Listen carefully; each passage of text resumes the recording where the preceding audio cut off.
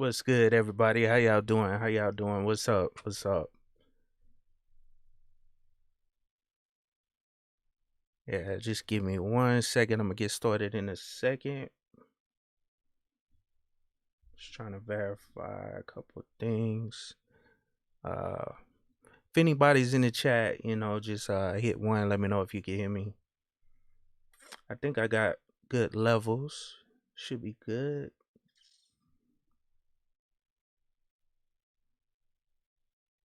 But anyway, I appreciate you guys being here. What's up, Great Britain? How you doing, man? Good to see you. But today I just wanted to go through and do or cover a couple of articles that I found. Weekly I try to put um, together a list of articles that I found that I thought was interesting. It could be something you've probably already seen in the news, but I get these RSS feeds and everything, and I just thought I would cover them. You know what I'm saying? Cover the ones that I found, just to, I don't know, kind of give my perspective, if I have a perspective, depending on what it's all about. And cool, I see you guys rolling in. What's up? What's up? How you doing, lovely angel lady? Mitchell, good to see you, man. How you doing? Uh, 6942069. What's up, bro? How you doing, man?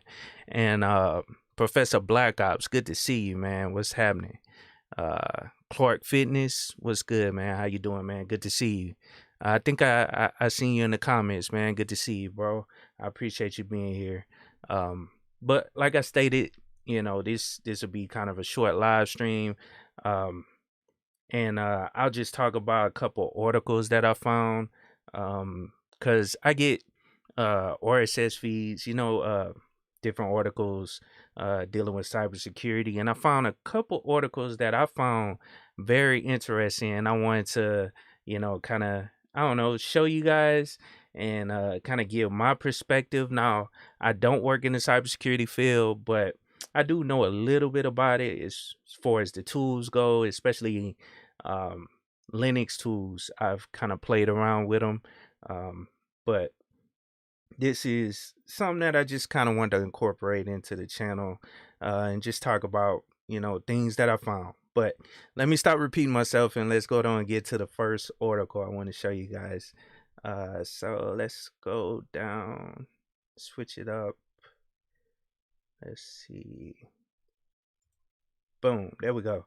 All right, so the first article I found, or the first article I got, was from 925 Linux, or 9 to 5 Linux, and I found this article early this morning, and this is the article that actually prompted me to do this live stream, because I scheduled it earlier today, after reading this article and seeing a few things about it.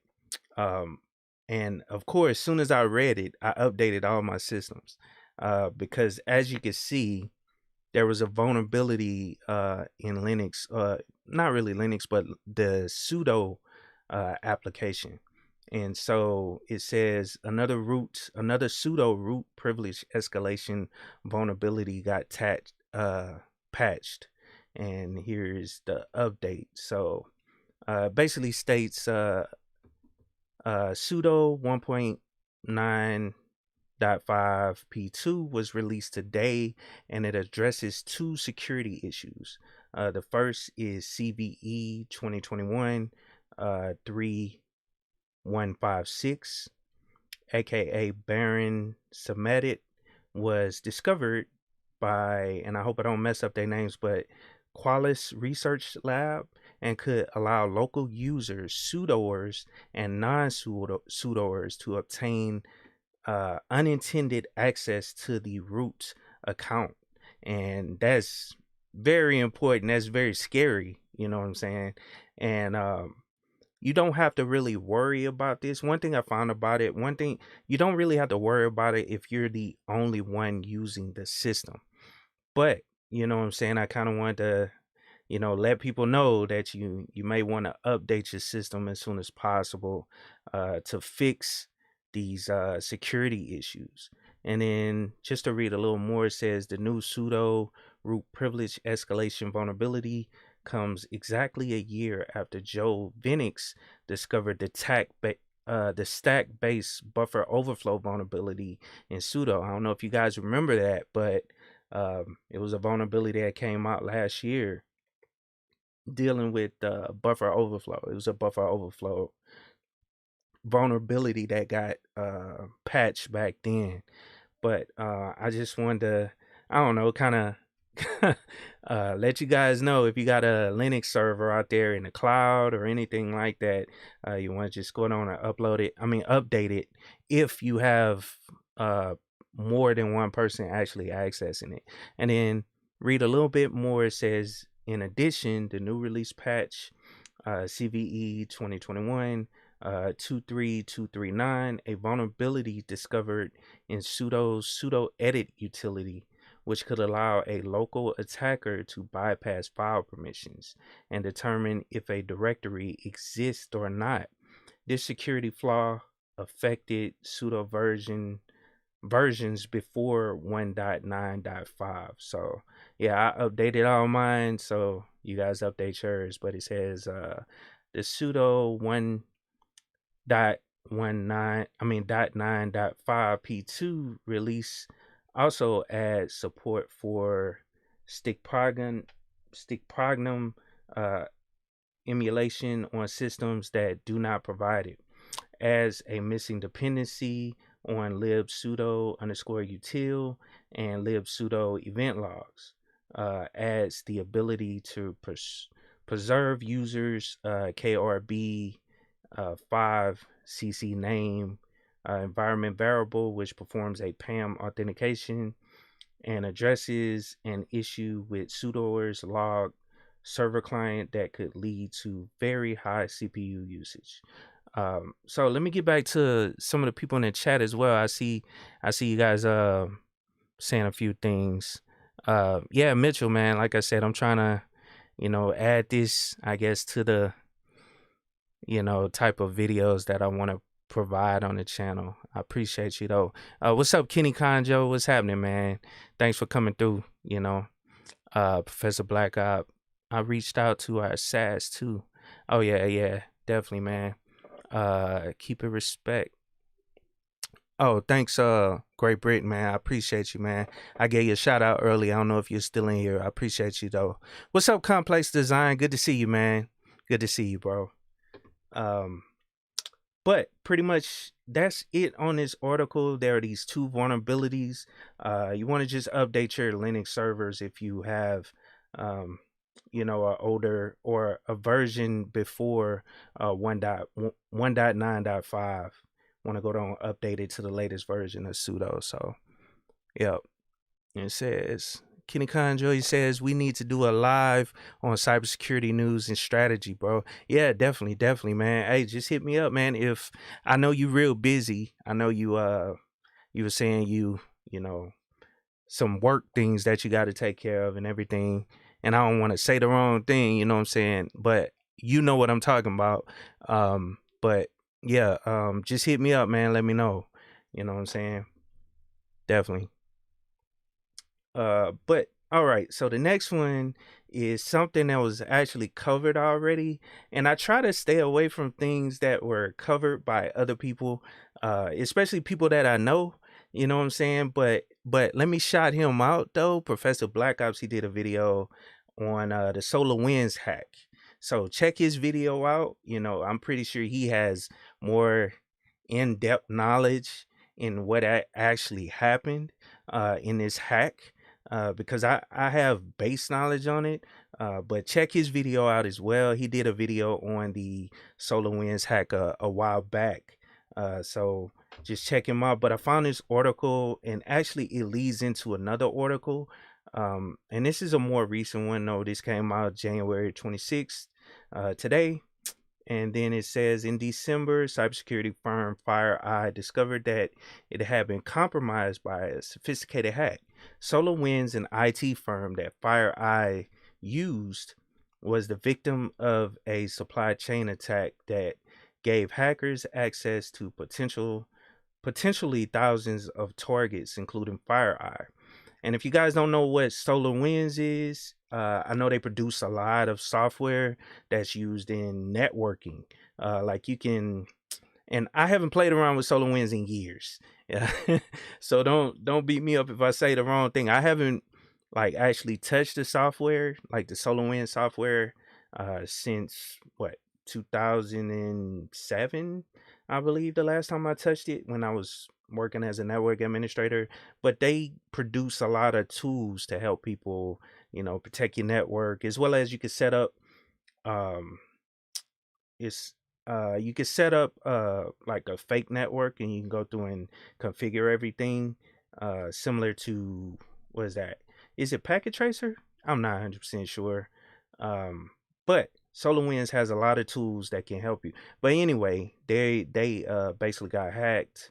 And it says, let's go back down here. It says the SolarWinds hack was and really is and continues to be one of the biggest espionage campaigns recently discovered, said Thomas Reed, a professor of strategic studies at Johns Hopkins University. It says Microsoft, Google, and several U.S. government agencies were among those compromised by the intrusion. Yeah, and that's what really stood out to me when I read this article, because you guys know I work for the government. And I remember seeing a lot of traffic, dealing with this whole SolarWinds hack, as well as the FireEye thing. Um, and I just remember seeing traffic on those things, as far as emails go, just going through our network. And um, it is a serious thing. Let me just put it that way.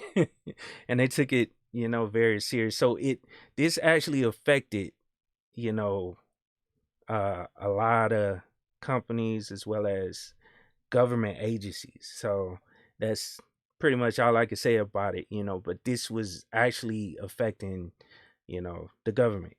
So it says, what's unique about this? And hold on, let me see what you guys are saying in the chat. Yeah, I'm moving to a higher position. Yeah, salute to you, Kenny Conjo. I mean, it's always good to move up, you know what I'm saying? Gotta get this money, man. um and who was that? Um that's it. But let me get back to the article though. And let's see what it says. What's unique about this, or special about this particular intrusion, is that they use the access they got by compromising SolarWinds itself to insert malware into the build process, said Jacob Williams. So that they were able to, get into the build process and put the malware into it. So when it was released out, what I'm saying, people already had an infected build of the software. So this then allowed them to target SolarWinds and customers that deployed this backdoor update. Yeah, so that's exactly what happened. But I'm not gonna read any more about this article, but this kind of ties to another article that I found that I wanted to, kind of put out there. But this gives you, I guess, a little bit more analysis on exactly what happened. And this was released yesterday. Yeah, yesterday. But it says the recent attack on SolarWinds has highlighted how dangerous supply chain threats can be. However, besides this mega breach, there have been several other notable attacks that have occurred across the globe. And this is a quick analysis.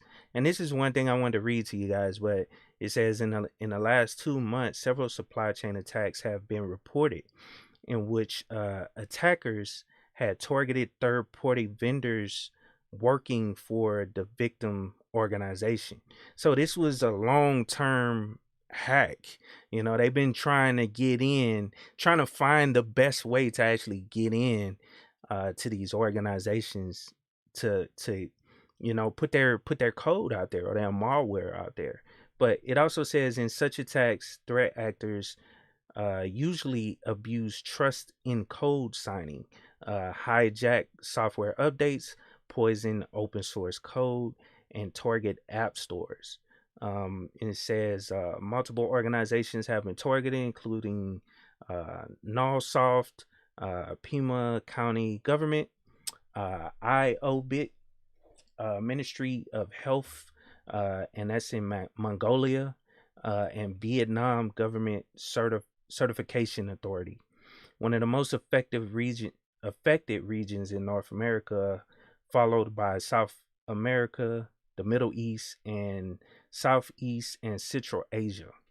It also says some well-known threat actors were observed to be using supply chain attacks, including uh, Lazarus, Fox Kitten, Dalium, and Chinese-based Lucky Mouse TA428, Shadowpad, and Winity. And it says, in addition, these supply chain attacks were observed to be using several malware threats identified as CorePlug, Hyperbro, Phantom Nets, SM Manager, or S Manager, and Curse Grabber. And I want to read this part too, because this kind of, I don't know, explained a little bit more. But let me read a couple things in the chat right fast. Oh, thank you, Complex, for reposting. I definitely appreciate you, man. Yeah, we both got to start doing that more. You know what I'm saying? I'm gonna start sharing you guys this stuff as well. And then Professor Black Ops, he says more better in the cybersecurity. No, more people in cybersecurity, the better. Yeah, and that's another reason I want to do this, or another reason why I do this stream is just to get people interested into this field, because it's a lot of work in this field. It's a whole lot of work out there, man. It's we need the cybersecurity field, is projected to be $1 billion area, because it's tied to everything. It's tied to finance. It's tied to healthcare. It's tied to everything. And cybersecurity is needed in all those different areas. So yeah, like what you said, Professor Black Ops, the more people in it, the better. So I appreciate you giving that, putting that in the chat. Says Michael Valentino. He says, I don't work in the government or any of the affiliate companies, but SolarWinds has caused pretty much all cybersecurity teams around the world to reevaluate their strategy. Yeah, and that's true, man. Because just from reading all these articles, man, it's definitely affecting a lot of areas. So thank you. Says my clients have requested new audits on their systems. Yeah.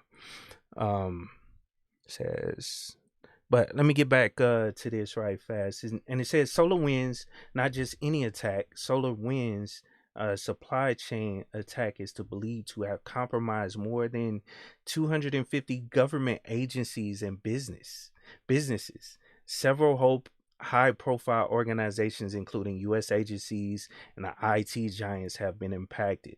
The attack target well-known tech firms such as Microsoft, CrowdStrike, VMware, and most recently, Memecast. In addition, the attack targeted the U.S. State Department, Commerce Department, DHS, and the National Institute of Health. And actually, that's going to tie to something else I found as well. I got another article that I thought was interesting. I'll bring that up as well. But hey, this is like a very big attack, man, that has affected a lot of stuff. So like I said, those jobs are going to be out there. So if you're interested in getting into the IT field or cybersecurity, this is a good time to actually get in it. I hate to say that things that or bad things that happen, you can benefit from them, but this is definitely a time that you can actually benefit from it, and get into the field and actually, try to get into one of these positions and jobs that that can, set you up for the future. You know what I'm saying? So now let's go on and move on to the next one. And I think this is, this kind of, I put this one in there because it kind of affects people that or YouTubers, kind of like myself. Most people, that have a YouTube account or have a YouTube channel with a following and all that stuff, most of the time they start selling merch at the end of the day. And this thing that popped up, well, when this popped up in my feed, I was like, oh man, I gotta cover this. Because I know a lot of people, I try to share people's videos, you know what I'm saying, that are in, different fields or whatever. And I know they have, a lot of them have Teespring accounts. Well, there was not really a hack, but it was user records leaked on a hacker. Well, yeah, it was a hack. So it says 8+ million Teespring user records leaked on hacker form. So I'm assuming it's been vulnerable and somebody was able to get the data and they put it out on a forum somewhere. So you always got to be vigilant. Always got to make sure you're using different passwords, for all your different accounts. Like if you have multiple YouTube channels, then you want to have a different password for both, or just time to that one and use that two-factor authentication if you can, and and just protect yourself. Like any of these websites that you sign up for, you want to make sure you're using a different password, and you can use a password manager, and that'll help you. You know what I'm saying? But just to read a little bit on this article, it says a user on the popular hacker forum has leaked an archive containing user and creator data allegedly affiliated from Teespring, an e-commerce platform that allows people to design, market, and sell custom apparel.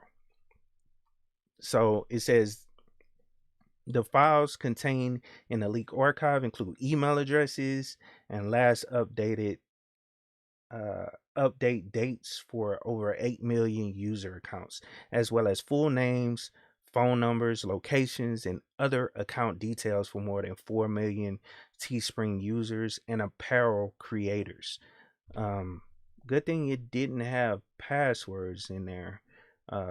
But that's all your information. If you have a Teespring account, all your information is out there as far as your full name, phone numbers, locations. Now, if you obviously signed up in the last day or so, your information is most likely not on there. And I don't know when they actually found it. Hold on, let's see if it says it.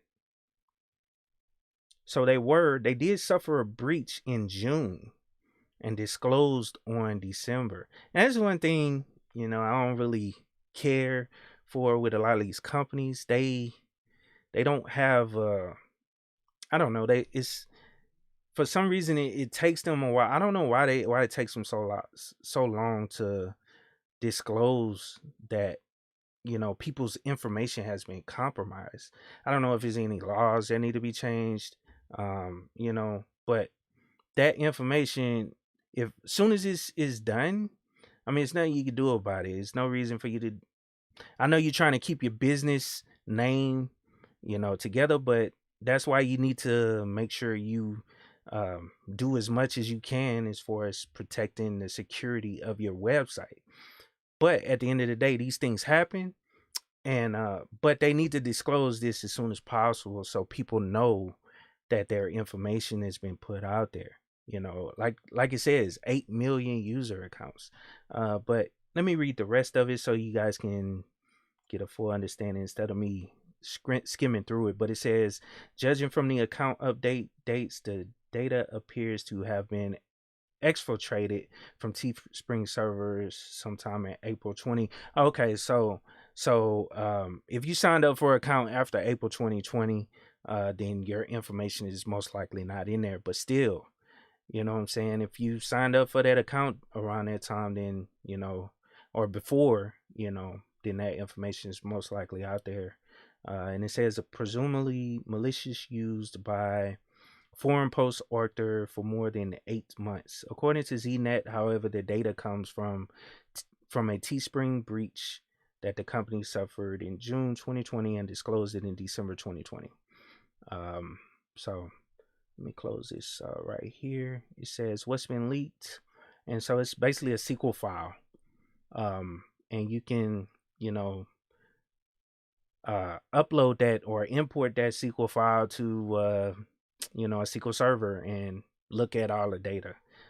As you can see, it's broken up into tables by the pipe. The pipe is breaking it up, but it's got email address, I guess the date that you signed up. Hold on, let me make sure what it said up there.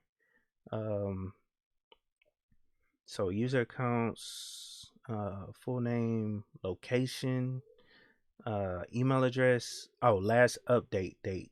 So I'm assuming this is the update date right here. So the last time you updated anything in the system. So that lets whoever gets this information know how up to date this information is. So as far as the address, so it's got your, I think it says location. So that lets them know, how long ago this was. You updated, so it could be a most recent address. So if you, I don't know, updated your Teespring account since you moved to another address or whatever, then that's what that date kind of references. And then all that information. So, oh, here we go. It's a breakdown right here. It says username, full name, location, phone number, creator, ID.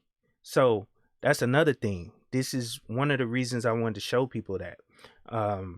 When you set up a Teespring account, especially when you're using it for, let's say, your YouTube channel, well, I think you can tie it directly to your YouTube channel, some kind of way. It'll ask you for your YouTube account, and actually, I have one, and I don't remember, but I think you could tie it to your YouTube channel, some kind of way. But so that's information on, your email address and then your, YouTube channel. So that gives people a look at what you use to log into your YouTube account. So, you don't want to get your YouTube channel hacked, especially if you got a lot of subscribers and all that stuff. Well, your creator ID, I'm assuming, is there, and I'm not 100% sure about that, if that's exactly what it's referencing, but I believe that's what it is. And then it says referral information, trust score, whitelist seller campaign, storefront, bank check payouts, and other analytics data. So, man, if your information is there, all that information is out there. And let's see how they actually got into it. Who had access to the data? Pretty much anybody had access to it. Once they put it on that hacker forum website, whatever site they put up, anybody could download it most likely. It says what's the impact of the leaf? Carrying out spear phishing, attacks. Yep. They got your email addresses, they got your information, so they could tailor an email to you where it bypasses the spam filters, because they have a lot of information about you, and that's what makes you more vulnerable. If they have a lot of information, it kind of seems more legit if they have the more information they provide in the emails, based on my experience from looking at spam emails, as well as emails that are people are trying to phish you. But hold on one second, I got a super chat. I definitely appreciate you. What's up, Kenny Conjo? I definitely appreciate the $7 super chat. He says, without question, we will organize a live on cybersecurity, get some of the best minds in our space and even outside of space, outside to share input, bro. It's coming. Yeah, definitely. What's up, Citizen Lou? And I apologize messing up your name, man. I definitely appreciate you being here. Richard Dixon, what's up, man? How you doing? Definitely appreciate you being here. It's been a while. Let me see. He says the thing with CS cybersecurity field, you really have to know to everything top to bottom. Yeah, networking, Linux, pen testing, wireless, and web hacking. I'm gonna learn it, but I'm under no delusion that this is gonna um I'm assuming take a few more years. Okay. Yeah, yeah, definitely. Cybersecurity, definitely. You are 100% right, Rich. Um, with cybersecurity, you gotta have an understanding, at least a base understanding of all those different areas of IT in order to understand how to protect your network and everything. So, I definitely agree with your statement, man. Yep, thanks. Um, and that's it. That's it. What's good, Javier Hatch? How you doing, man? So, back to the article. It says, what's the impact of the leak? Yeah, I said the spear phishing attacks, spamming the victim's email and phone number. So yeah, they have your phone number. Brute force your user online accounts, and that's exactly what I was saying, man.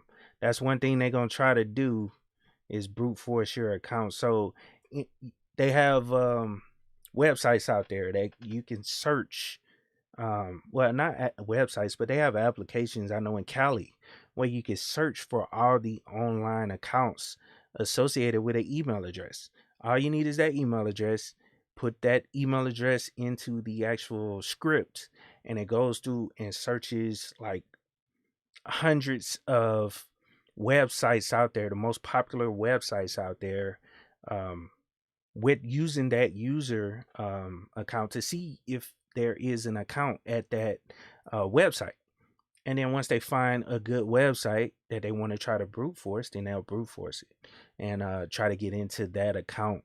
And then once they get into that account, most people, and see, this is why I tell people you always want to have a different password for every site that you sign up for, because if you use that if you use that same password anywhere else, they're just gonna, once they get into that one that they were able to brute force, then they can get into all the other accounts that use that same exact password and email address. You know what I'm saying? So that's, you always want to protect yourself. And like it says at the bottom right here, it says change your Teespring password and consider using a password manager. Create strong passwords, enable two-factor authentication on all your online accounts. And it says watch out for phishing emails. So you might start seeing more, if you have a Teespring account, you might start seeing more phishing email as these people go through this database of all the email addresses that are out there that were in these accounts or in this leaked information. So cool. Yep. All right. So the next thing, let me go on and pull up the next one. And this one I didn't know much about. And I've heard of things like this. It's basically a botnet, and it uses your browser to actually mine um, cryptocurrency. And so I haven't heard about this one. I saw the article. I said, well, let me throw it in there and just read a little bit about it so you guys can, I don't know. And I'll put the links to all this. I don't know much about this, but it's pretty much a crypto miner that they are installing. It's basically a botnet. Basically, uses your. I'm not sure if it uses the browser or not. Let's see. So anyway, I'll put the link down in the description for this one, for all of them actually. But this, I don't know. I thought it was interesting. I thought you guys might want to see about it. But it says I don't know how to say that name. Threats Lab research team is tracking a new botnet dubbed Dreambus that's installing the XM Rig crypto miner on powerful enterprise class Linux and Unix systems with the goal to use the computing power to mine Monero. Now, I'm unfamiliar with this cryptocurrency, but that's basically what they do with these botnets. And if you don't know much about it, I remember reading an article about it a while back. It was like a vulnerability in one of the browsers where, and I think it was on Windows machines where they were mining cryptocurrency using your browser. So as you browsing the web, you don't even know it's running in the background, mining or assisting with mining some form of cryptocurrency. But this one, this one is affecting enterprise class Linux and Unix systems. So it says Dream Bus presents a serious threat or presents a serious threat because of the many components it used to spread via the internet and the worm-like behavior that enables it to move laterally once inside a target system. Threat Lab says many of the bot's components have previously been detected, some as far back as 2018, the report states. And it says, based on the timestamps associated with the deployment of new commands, Zcash or Zscaler believes the attackers are located in Russia or Eastern Europe. Zcaler does not know how many organizations have been hit. So it's just something to be mindful about. I don't know much about this actual thing, but it was one other thing that it says right here that I wanted to highlight. It just basically says the botnet can exploit applications like Postgres, SQL, Redis, Hadoop, Yarn, and Apache Spark, and HashiCorp console. So that's the applications to look out for, I guess, that are vulnerable to this. So but like I said, I'll put the links down in here. They have a technical analysis on it down below, so you guys can read that at your leisure. But it was one other thing I wanted to talk about. Well, not one other thing. It's two more articles I want to cover. But this one, if you're using WhatsApp, you're wrong. But this is another article that actually came out that popped up in my feed actually for today. And it's basically talking about how the malware takes advantage of WhatsApp auto reply feature. That's how it's being spread in WhatsApp. So, and let me read a little bit on the chat. Monero uses the random X hashing algorithm, which lends itself well to CPU mining, and botnets watch for high CPU usage and JavaScript settings in your browser. Okay, yeah, thank you, Mitchell. Yeah, check that out. And yeah, Citizen Zoo, thank you, man. Monero is the anonymous coin, and it's not ERC-20. Most crypto houses don't support it. Okay, yeah, and that's the thing. I never looked into Monero. I've heard of it once before, and that's the thing. I'm not a big crypto guy. To be honest, I don't mess around with many cryptocurrencies. I do have some. I have some XRP. I have some I have a couple different cryptocurrencies, but it was just to kind of play around with. I took a little money, went on the exchange, bought a couple cryptocurrencies, kind of traded a little bit. I just wish I would have got in when Bitcoin was like super low. And I know that's what everybody says, but I remember when crypto, I was learning about it when I was learning about the dark web, like back in, this was like 2000 and something, I don't know, early 2000, like 2006, 2007, somewhere in there. I remember when cryptocurrency first, started popping up, or Bitcoin actually started popping up. And I I remember my homeboy was like, "Oh, we should buy some. We should buy some or whatever, just to, play around with it." And this was when it was worth nothing, really. It was like worth nothing, man. And if I would have bought some of that stuff then back then, when I when I found out about it, I would have little bit more money than I have now, but you know, that's it's but anyway, appreciate you guys putting that information out there.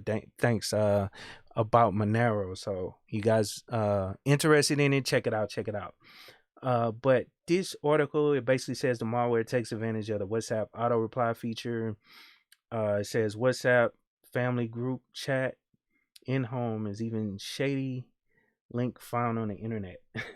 Yes, that's a key port from which malware spreads.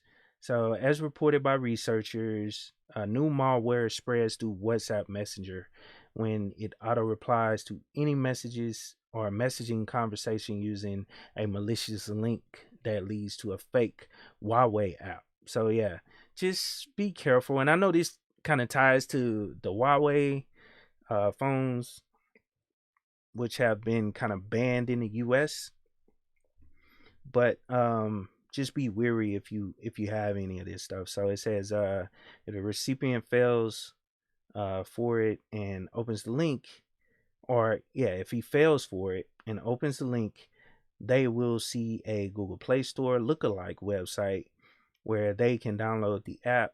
In reality, the website is fake, and the same goes for the app. So that's that's crazy, because like I remember actually playing around with I'm trying to remember what that was. Oh, I was playing around with trying to hack Wi-Fi, and it's a script out there, and I actually do a video on it, but it's a script out there you can actually install on your Linux system, and it'll spin up a quick website in the background where it actually generates a website for you that kind of mimics the router that that you actually have, or the network that you're trying to attack.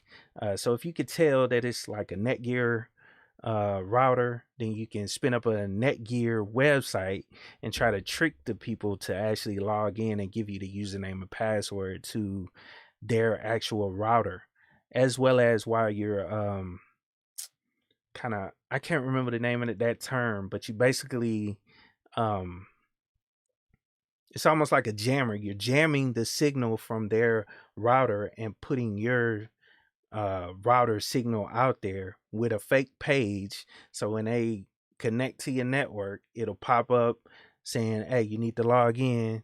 And it looks just like, or it may look just like the router that you have at your house. So that's essentially what's happening with this. It's a lookalike site. So I just thought that was cool to, I don't know, kind of show you guys. But so be careful of the links that you click on. That's the whole point of me, I guess, putting this article in here. Is just be weary of what you're clicking on. You always want to protect yourself. This is one of the things you want to do, is make sure you watch what you're clicking on. So yeah. And yeah, and you're right, Kenny. And that was one thing I wanted to talk about. But Signal is starting to be an alternative for WhatsApp, and you can actually, I think you can video call on it, everything. Yeah, and you're right, Kenny Conjo, a rogue access point. That's exactly what I'm talking about. Yep. And but anyway, be weary. Like I said, be weary of whatever links you're clicking on. So now this was another article that I thought was interesting, that I'm not gonna read much about it, but this lets you know that the cybersecurity field needs people in the field. Um, because if someone was auditing, I would say, the Cook County um, courts online database that they had, someone's auditing it regularly, you know what I'm saying? They probably would have found this a long time ago. But this article basically says Cook County, which is Chicago, leaks 320,000 court records, and it says belonging to the second most populous counties in the U.S., Chicago, basically discovered sitting on a misconfigured online database. So this is all a mistake of someone when they configured the database that holds all the court records, or not, maybe not all, but some of the court records. So it's a very secure, or a mistake, you know what I'm saying? So it's kind of tough to see stuff like this, because somebody may be held responsible for this, you know what I'm saying? But it says security researcher Jeremiah Fowler and a team from website Planet soon found that the data was all from Cook County, Illinois, which is home to America's third largest city, Chicago. There have been several high-profile data exposures of private companies that affected Cook County residents in the past few years, including a large hospital data breach. However, this appears to be the largest breach of Cook County internal records to date. So, yeah, a lot of these states and counties and all that, they actually need people to come in and do auditing on their stuff, because a lot of, I mean, it's just like the government. It's just like the DOD.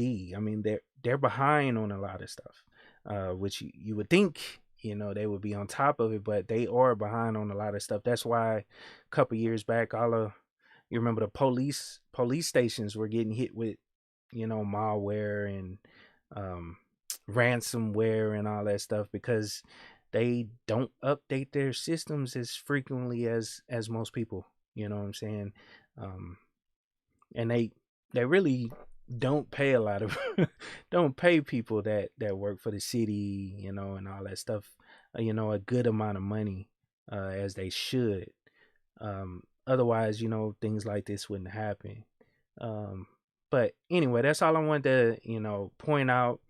All that information was out there. So if you're from Chicago, some of you, and you've been to court, for whatever the reason is, some of your information may be out there from court cases. So I thought this was interesting.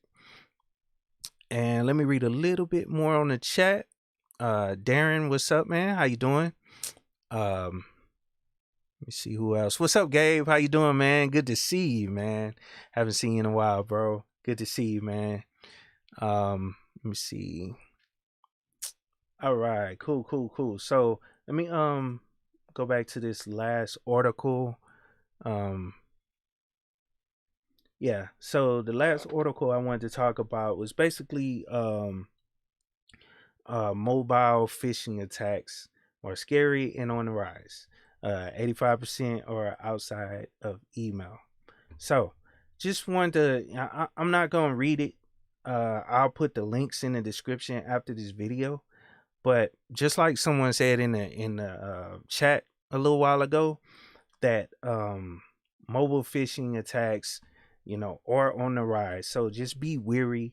Don't click on links you're not supposed to. If you get a message from someone, don't click on no links. You know what I'm saying? And or at least verify that which it's not hard to verify it. They have sites out there where you can verify a link. And I know, okay, yeah, you're going through a lot of trouble to do that, but at the end of the day, you want to be safe, or you want to protect yourself. I would choose to protect myself by double checking the link before I actually click on it. And actually, I don't click on links that are sent to me anyway when it comes to messaging, unless it's from someone that I actually know or that I've actually talked to on the phone. You know what I'm saying? So it was one other thing. Oh yeah. And that goes back to somebody was saying earlier. Oh, Kenny Conjo, he said phones are very easy to hack, actually, but I won't say it here. Laugh out loud. Yeah, definitely. So just be wary. I'll put these links in the description, and I hope you guys enjoyed the video. This was like kind of impromptu. When I seen the whole pseudo root privilege escalation vulnerability, that came out, I said, oh man, I have to do a live stream just talking about some of these different things in cybersecurity that or articles that I've read, dealing with different hacks and all that stuff. So I just, want to put the information out there. And then also, anybody that's interested in getting into the IT field, there's a lot of people out here that, put a lot of good information out there. And that's why I'm glad to see Professor Black Ops in the chat, as well as Gabe A. He actually works in the cybersecurity field. So holla at him, you know what I'm saying? I'm pretty sure, well, I'm not sure how much time he has, but I think he does mentor, so you want to make sure, you hit some of these guys up, Professor Black Ops, he's definitely working in the field now, you know what I'm saying? So, I try to, I'll be hoping these guys show up so I don't know, anybody that comes in the chat that's interested, in getting in these fields, they can hit these guys up, you know what I'm saying? And just get some information on getting into this field. So, like I said, I'm not in the field, so don't beat me up too bad. I love Linux, and Linux is tied to Kali Linux, which is, what everybody uses is one of the kind of the industry standard Linux distributions out there for cybersecurity, as well as, they have a couple other like Parrot and all that stuff. But just by understanding Linux, that'll help you get into or understand how to use Kali Linux or Parrot OS, because once you understand the base system, then running those scripts and commands and vulnerability auditing tests on the Linux operating system, it'll come, natural once you understand how to use Linux. So I definitely appreciate all you guys for coming through. Let me read any appreciate it, Mitchell. How you doing, man? I mean, appreciate it, bro. Props for spreading your Linux and cybersecurity information. Knowledge really is power. Thank you. Yeah, definitely, man. Definitely. And I wish I can get you on, man, because I know you work in the field as well. So I'm trying to get back into the interviews. I've been trying to put out more videos lately, so I've been slowing down on the actual interviews, but I'm gonna hop back into it. I think I got somebody may or may not be coming Saturday, but we'll see. And I always schedule it once I confirm that the person is actually gonna come. I don't want to put up a live stream and then I end up having to hide it or take it down because the person, says they can't make it for whatever reason. But I definitely appreciate you guys being here.